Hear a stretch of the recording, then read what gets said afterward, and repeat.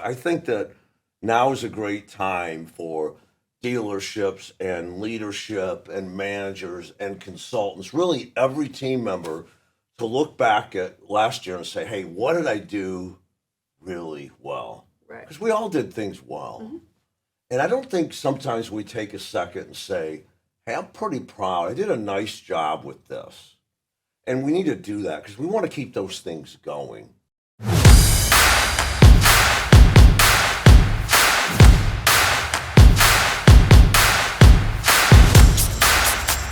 So Dave, we've been talking as a company about excellence this past year and things we've done really great. Yeah. So what's something that you would tell today's sales team?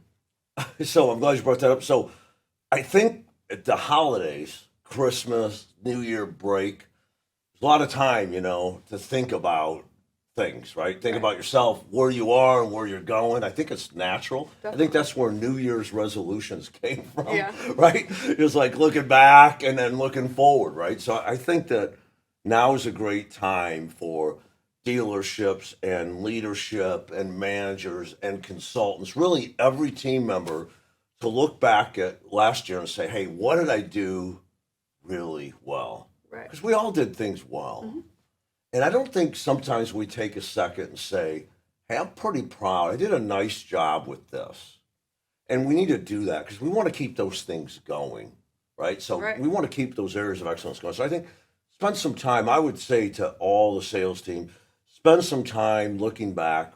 Wow, we did this well. Let's keep that going. Or I did this well. Let me keep that going.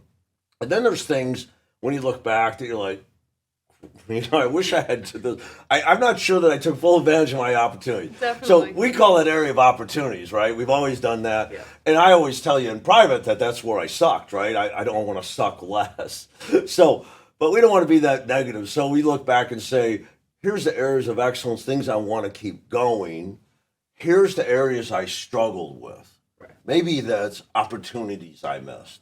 Maybe it's habits that I didn't care for, or habits I wanted that I didn't develop.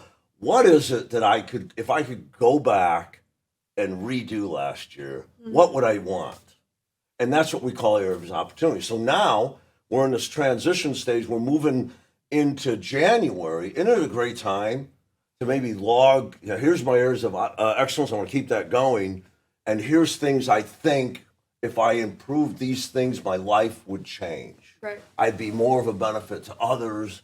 I might have more joy, I might have more peace, might have more satisfaction, get better results, less stress, whatever it is. So I think now's a great time to do that. And I think once we do that, then we can look at that list and say, do I have the knowledge and skills to do that?